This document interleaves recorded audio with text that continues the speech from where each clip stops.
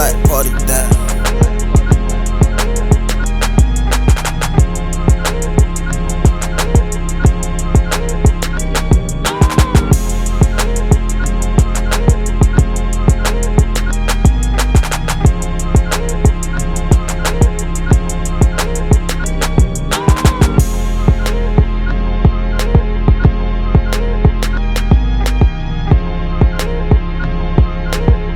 We out here with merch, okay.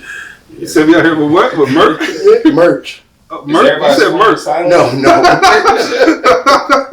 I told her Trench about to hit us up if she starts singing. You down with OPP? Oh yeah, you can't do that, yo. Hey, listen, we about they gonna cancel us now. You just sang the song. Oh shit, we recorded. No, you recorded. Damn.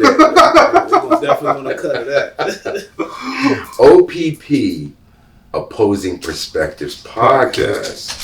Let's separate the two. Yeah. All right. They other people's property. Right. I love that song, by the way, though. No, I was saying have that cut. And then even though they got a Jackson 5 sample too, but you know what I mean? Hey, yeah, I mean, that's all right. We're going to get with traction. I mean, I got a DM waiting for him. What's good? How was everyone's day? Well, you already know I flew in. How was your flight? It was good. We had some turbulence for a minute. I tried to play sleep. Florida man. Yeah, Florida man in the building. Tasha? Charron? My day was better than that. Well, we got a dope episode. We got a dope guest here. But before we introduce our guest, we got to welcome Opposing Perspectives Podcast. Let's go. I'm your host, Sedale. And I'm your host, James, a.k.a. Ralph's Favorite on IG. Hey. And we have Tasha Lee in the building, who's back with us again. Hey. And we have a dope host. We have... Dope guest. I'm sorry, dope guest. Apologize. Because I am a dope host, but you were right. You okay. You okay. Okay. We have a basketball star in the building. High school, Roman Catholic. Yes. Played overseas as well. And now he is doing his own business ventures. He has a soul food restaurant in Gloucester City, Chosen Perfection. Mm-hmm. All right. As well as you're opening up a salon as well. I have a salon. Our salon has been open actually before the restaurant. My salon is like 6 years old. Correct. So we want to introduce Charron. How you doing, Charron? Nice to meet everybody. OPP. Posing. Not a song, but you know. And Charron bought some wings, by the way. We're gonna tear them joints out right after this. Charron, can you tell us about yourself and who you are? Well, like you said, my name is Charron. I'm from Camden. Grew up in like the Camden, Pennsauken area. CMD all day. I went to Roman Catholic. Played there for 4 years. Got a Hall of Fame at Roman. From Roman, I went to Niagara University. Led the country in scoring all Division I basketball in 2008. Wow. Graduated from Niagara. Went and played overseas. Played about 10 years over there. Won a couple championships, couple player of the years. Retired in 2015. From there, I opened up a hair salon. It started off as a barbershop, actually. Changed it into a hair salon.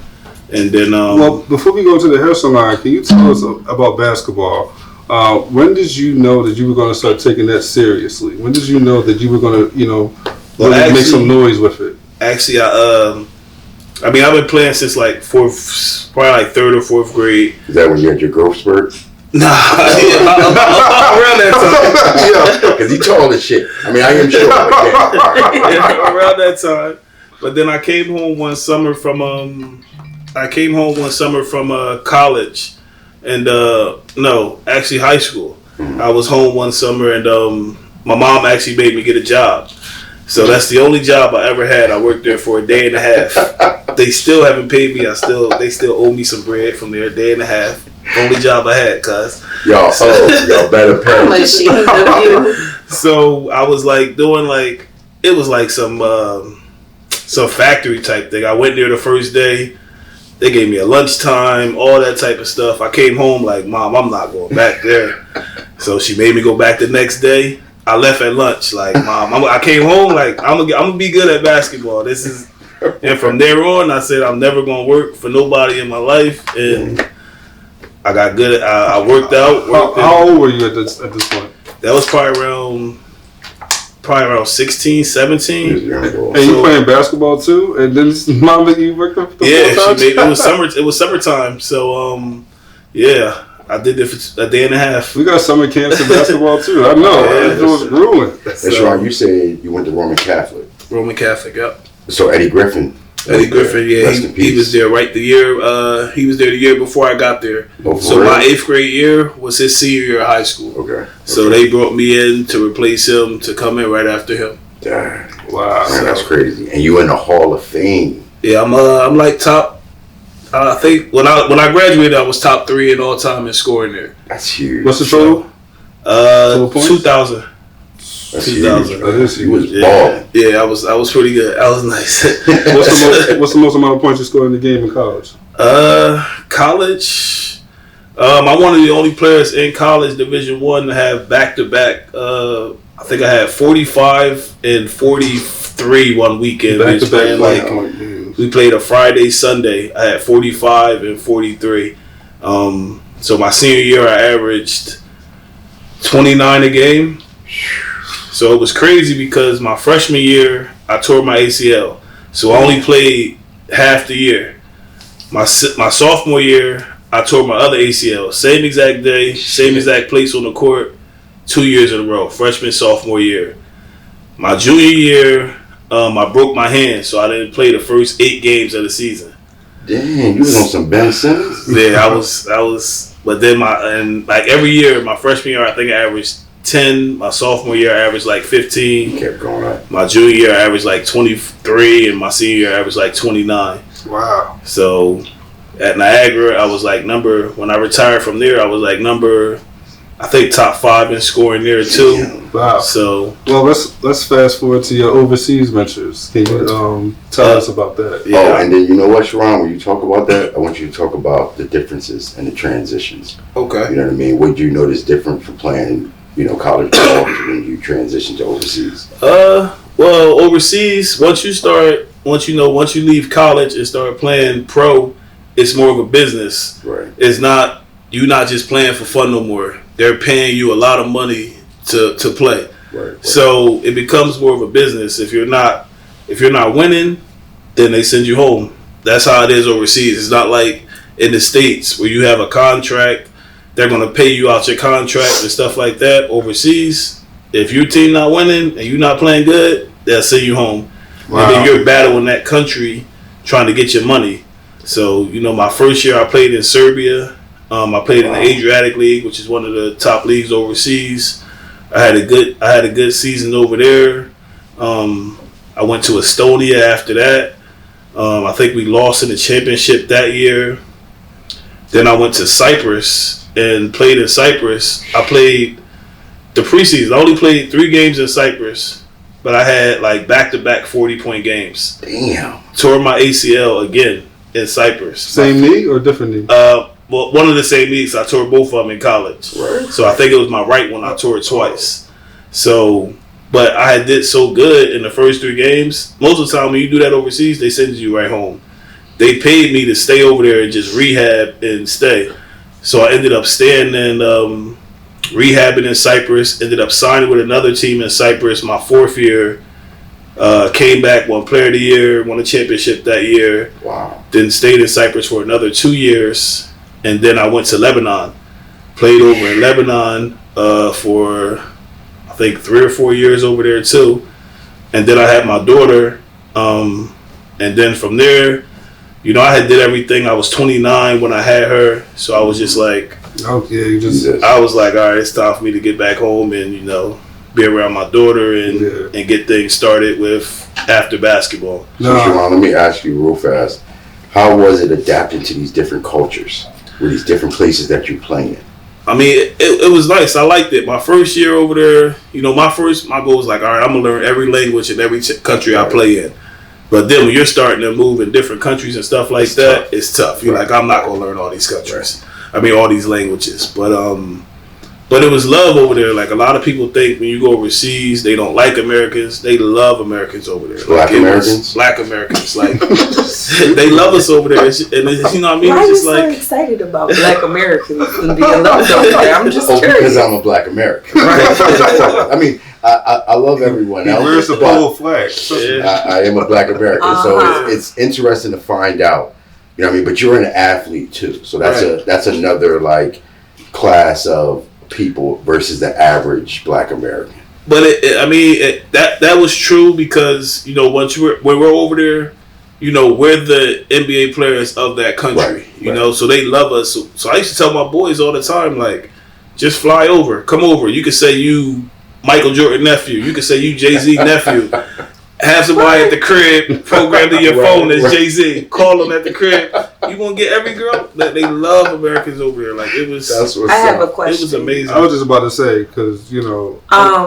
Can I? Dude, go ahead. I was just about to. It's just the part of what we talking about, just a little bit, just a tiny bit. Right. So you traveling, right, and you having to do all these, you know, like, you got to train and stuff like that.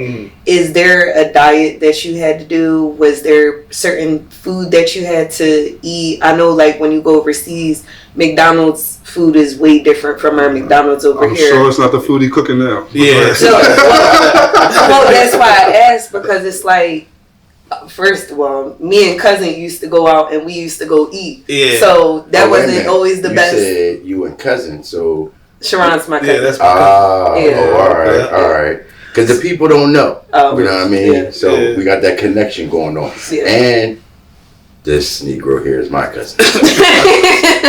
Y'all didn't need to know that. But I'm sorry, get back to the food over there was good, Tosh. Like, and like a lot of people think, like, all right, you got a restaurant now, so you always cook. Up until like probably like a year ago, 2 years ago, I couldn't make oodles and noodles. That's crazy. Like, it's not crazy. I couldn't. No, it's crazy anything. to think. He said just up until 2 years ago, he couldn't cook oodles and noodles. But that lets you know how invested he is now. Because now he's chefing it up. Yeah. Like, I couldn't make anything. So you couldn't be trusted. Yeah. No. In the kitchen, not at all. That poor baby. Yeah. Like, baby girl. No, we ate good because I would order out every day. Right. Like, I ate out every single day. Overseas, I ate out every single day. Like, so that's what I'm saying. Like, did you eat, like, you know how you have to eat like a protein, a carb, you know, you got to condition your body a certain way. Did your coach ever tell you, like, you cannot eat McDonald's, you can't eat Burger King, like? See, they try to, like me, I was different. You feel me? Like, I was naturally good, naturally talented and stuff like that. And that was one of the reasons with the NBA and stuff like that. They try to control your body and who you are as a person. Oh, okay. So over there, it's not really right. It's a business. So for me, I felt like every year that I was at my tip-top shape with like 225, 230, that's the years I got hurt. So I just, you know, I ate what I wanted. As long as when I got on the court, I produced, they couldn't say nothing to me. Okay. So they wanted me to be like, yo, get down to NBA teams, get down to 225, we'll bring you in and stuff like that. But I felt like whenever I was that low in weight, I got hurt. So I just, you know, I went my own route, and I was never a puppet when it came to basketball. So, you know. Yeah. Wow. You had a pretty amazing career, man. Yeah. I'm proud of it. I had a good career. So did everything I wanted to do, you know, so. And some major highlights, too. Mm-hmm. So let's transition. So after overseas, you come home. All right. You're trying to figure out what's next. Right. So, you know, what is going through your mind? Can you take us into that? You know, you're coming home. So, yeah, when I'm coming home, like, overseas was like, you know, I would go overseas probably like August, and I would be over there. See, a lot of people overseas is only 6 months, 7 months. So they're paying you like, you know, over 100,000, 200,000 for 6-7 months. Yeah, they pay for everything. They pay for your house, your car, your food. You know, because when you go into places, you imagine like, you know, LeBron going to eat somewhere out here, they're not going to charge him. Right. They're going to let them, like, we go places over there, they're not charging us. You're just like, oh, come in, you're our guest here, you know, clubs, anything. So, so then, like, coming home, I was always home in the summertime. Summertime, like, we was home, we was chilling, and we was always home. So when I came home and when I was retired, my cousin actually hit me up about, he's a barber, so he hit me up about opening up a barbershop. What year is this? This is 2017, 16, something like that. So so I'm like, all right, cool. So he was the barber, I was the financing behind the barbershop. So we opened up the barbershop. Things, we couldn't find barbers and stuff like that, wasn't going good. So in Camden? No, we were actually in Pennsauken. Okay. Right down from Pennsauken Middle School. So I turned it into a salon because I knew a lot of girls that did hair. Yeah. So I turned it into a salon. It was doing good, and I moved to. I was living in Cherry Hill at the time, so from Cherry Hill I moved to Gloucester City. So in Gloucester City, I had found another building that was vacant, so I moved my salon from Pennsauken to Gloucester City. Okay. So from there, we this is around the time where COVID hit. So it was hard to stay open. A lot of girls started doing hair out the house and stuff like that. So I always had told my cousin when I was playing, I told her that she's a really good cook. She cooks out the house. She was cooking out the house, sell dinners on the weekends sometimes or whatever. And this is a different cousin. This is a different cousin, yeah. So I had always told her, like, you know, if I ever get a building, I'm gonna get you a restaurant. Once I get done playing, I'll get you a restaurant. And it just so happened that we lucked up that when I got the salon in Gloucester City, the owners of the salon had a restaurant, like, you know, my restaurant is like 2 doors down from my salon. Oh, damn. So so I had told them, like, if y'all ever get anything with the kitchen, let me know. So something happened with the guys that was there and his wife or whatever. So they called me and was like, oh, we got the building right here open if you want to get it. I came the next day, dropped the deposit off to him for the security deposit. So I ended up going in there. That's how I ended up falling into the restaurant. Brought my cousin in. This was during COVID, so nobody was working. So once COVID stopped, she ended up going back to work. So it was tough with the hours. So I was just watching little stuff and just learning little stuff. And then I had brought somebody else in to help me the times when she was at work. And then things fell apart with him. So I'm like, you know what? I'm paying people to do this, and I can do it myself. Right. So from there, I was like, you know what? I'm going to just learn and do it myself. So my mom helps me. She makes some of the sides. My aunt helps me. She makes some of the sides. And I do all, like, the fried stuff and stuff like that. And then from there on, it's just been taking off. Like, Charron, who the better cook? You or mom? My mom. All right. Who the better cook? You or Tasha? Me. Okay. Excuse me. Can you get one of the shrimp? Can you get one of the shrimp? Tasha said her deviled eggs can't be cold. I don't know. I ain't never had deviled eggs. I'm not a deviled egg boy, but I ain't one of them Jones. Nick, I will give you another. I'll give you another one, sugar. What kind of shrimp you make? Sauteed or fried? They kind of fried. Kind of fried. Kind of chill. Okay.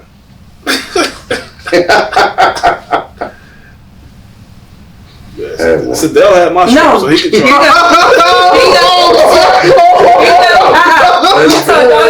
Come on. I'm gonna be biased. Sedale had both of them. Nope. There you go. Let me get that other Jones. I ain't had that. I got another plate in there you too. do? I got another plate I ain't touched. All right, right. I know this shit plate, Nick. I got a whole nother plate I ain't touched. All right. They not bad. You cook them a little long, but they not bad. No, they supposed to be like that. And we got wings and salami. Yep, and try to double that. Go ahead. I don't really eat double eggs. Oh, but you was talking all the smack. Oh, but I had the food on deck. How long you been cooking, Tosh? How long you been cooking? I just started cooking crafty recently. No. Crafty? That's crafty cooking. Cuz been cooking for a long time. See, I know how to keep a man type cooking. Exactly. Okay. Exactly. There you go. I've been cooking for a year, so look, it's okay. That's why anybody challenge me in cooking. It's a wrap. I tell them, like, What's your you probably can cook better than me. I'm just learning. You feel me? I don't know, the wings, the fish. They said the whole menu. Everything. The whole menu. That's what I'm talking about. The whole menu go hard. Like we one of the top restaurants on DoorDash in all of South Jersey. We over a 4-star on DoorDash. Uber Eats actually just called me a month ago and like basically was begging us to get onto their platform because so many people from Uber Eats was upset that we're not on that platform. Damn. So they called me to pay us to get on their platform. Yo, that's because y'all hear that? This is DoorDash, Uber Eats. They're begging. And what's the name of it? Chosen Perfection Soul Food. Begging them to get on their platform so that way you guys can get your Grubhub and DoorDash on. Chosen Perfections. He ain't say it with pride. You got it's your brand.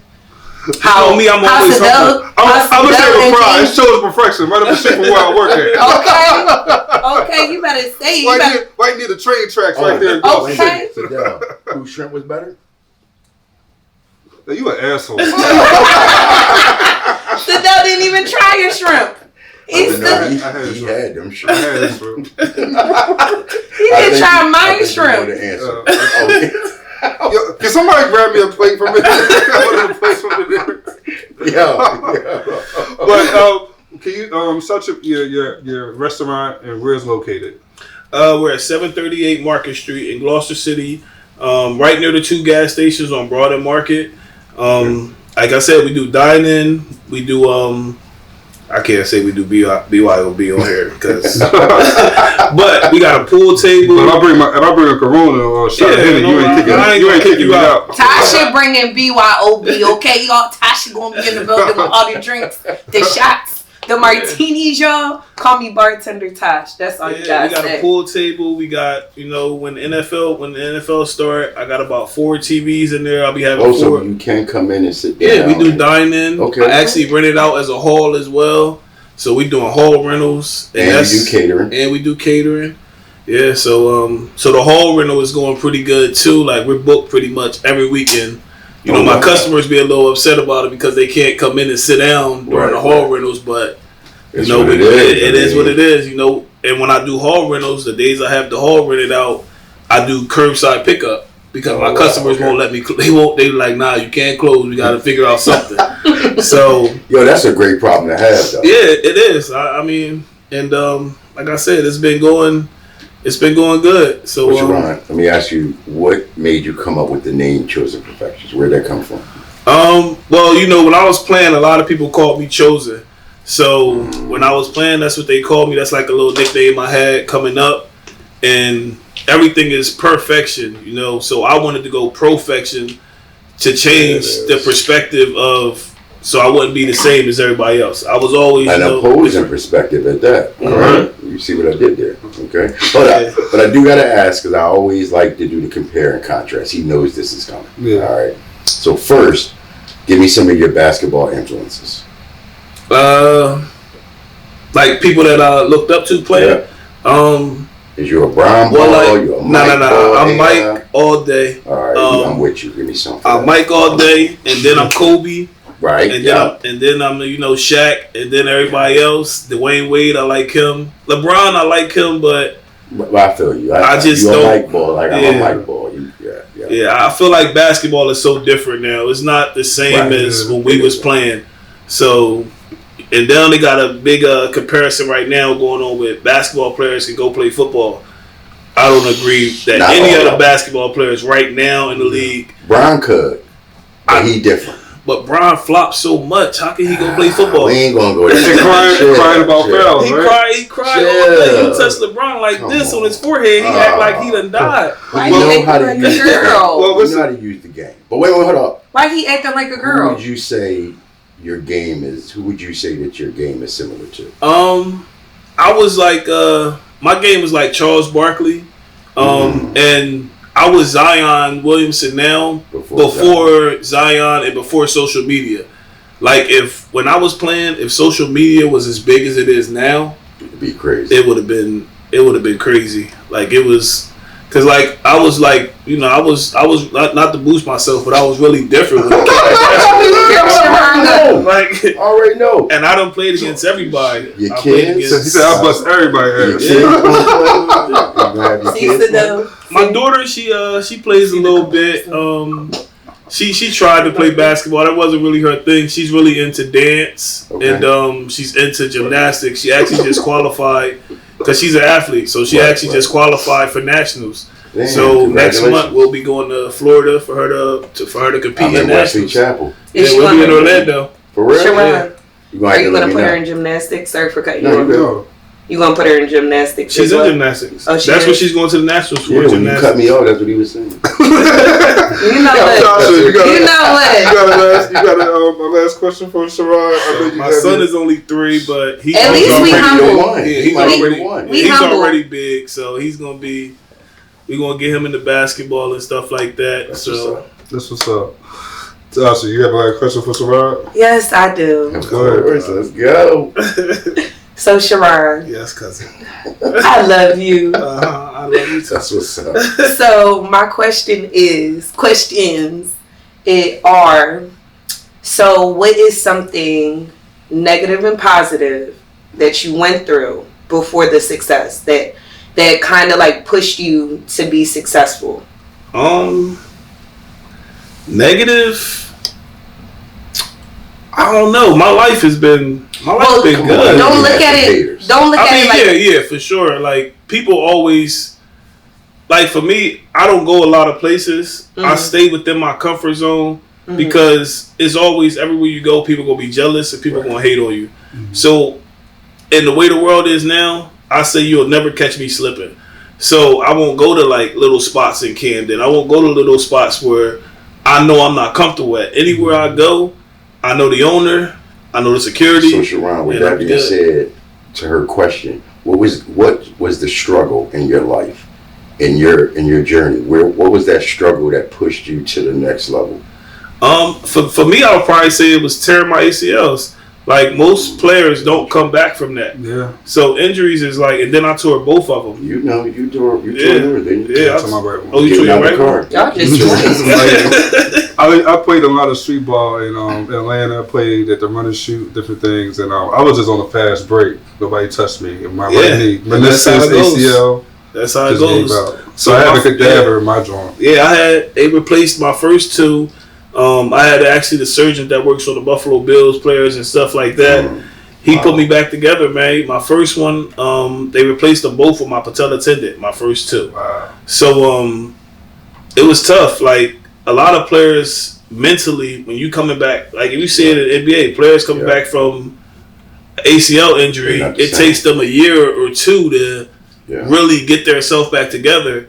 But me coming from where I was from, and a lot of people don't make it from where we from. You know, you said you was Adrian Peterson on. Well, I was about to say everybody can't be AP. Yeah, bounce back. So, what's next? I don't know. Right now, I just see. I don't really like, and it's bad to say, but I don't really like make plans. I go with the flow of everything, and I let my life lead me to where I'm going to go. So I've just been blessed throughout my life. I heard somebody else say that. I was just about to say. Don't worry, we'll replace the shirt. What you're saying, you seem like you just blessed, man. Yeah, I've been blessed. I got a good family. You know, I got a good foundation. My mom, my brother, my sister, like my cousins. We're a close knit family. We argue, obviously, but we all, you know, like no matter what it is. If I didn't speak to Tasha for 2-3 years, if she called me and said it was an issue, we're all going to come together for each other. And that's how we are with each other. Don't be trying to make me cry. So no matter what, no matter what you go through with family, I want to make sure Dale hears this as well. No matter what you go through with family, at the end of the day, we still family. Yeah, at the end of the day, we still family. And like, you know, I have to throw a thong or something at y'all. Y'all just get way too sentimental. Listen, this is real. We authentic. Family is really all you got, man. Like, and at the end of the day, family could be some of your biggest haters too. At the end of the day, but I know you agree with that one. You just. But listen, for the bottom of my heart, I appreciate you, good brother. Nah, I appreciate y'all for having me. It's a pleasure having you. Appreciate y'all. Talking to you, learning your story, like Good brother, man. I appreciate I y'all, hope these man. wings is just as good. Oh, nah. They on point. We appreciate you taking the time to really come out here because we know Friday is a busy day. Yeah, I done missed about 10 DoorDash. Oh, no. But it's all right. Nah, They know. I mean, like it's hard for the restaurant because I do everything by myself. You feel me? So, like Sedale, he'll call me, be like, "Bro, I'm out shopping right now. What time you need your order by? I'm gonna try to get there." I'm calling home in the classroom with the kids. Like, so they know. Like, some days it's hard for me to get there early because I gotta go to Restaurant Depot. I gotta go 5 different stores trying to get everything I need throughout that day. Because once I get there, I can't leave back out. That's how you know your food is good, man. Yeah, it's in a high demand. Mm-hmm. Yeah, we're starting to do desserts. We're trying to get some desserts on the menu. Oh, that's what's up. So I need some lemon pound cake, banana pudding. I got lemon pound cake. I got banana pudding. I got carrot cake. I got apple pie. I got a new employee for you. Oh. I got a little employee for you. Well, listen, we talk about that after. Well, it's Bubba. It's Bubba. For that. You forgot this is family. Our employees be a little crazy. Well, can you shout out your brand and your restaurant and your social medias? Chosen Perfection Soul Food, Gloucester City. Chosen Winner on Facebook. Chosen Perfection Soul Food 24 on Instagram. I don't respond to Instagram messages too often because, like I said, the restaurant is really busy. Yeah. So don't hit me on that. So don't hit me on Instagram. Inbox on Facebook. I'll respond faster. But the fastest way to get in contact with me is to call the restaurant phone. Right. Or pull up. I'm there. Yeah. All day. If you can't, DoorDash it. DoorDash it. DoorDash stops at 10:30. You can order all the way up to 10:30 on DoorDash. And the restaurant, we close at 11. So come through, check me out. Guarantee y'all won't be disappointed. All right. Tasha Lee, shout out your social medias. Follow me at __Tasha Lee. Never gonna wrap up. You never know. I'm your host, Sedale Pennington. I'm James F. Pierce III, aka Ralph's Favorite on IG, and ironically on TikTok, my name is Ralph's Favorite on IG. Opposing Perspectives. You can find us on YouTube, Instagram, TikTok, Facebook, or at Opposing Perspectives Podcast. You said at Twitter? At Twitter, OPP_OPN. We on there. I hate Twitter, so he runs that page. All right. Salute. Good shit. That's a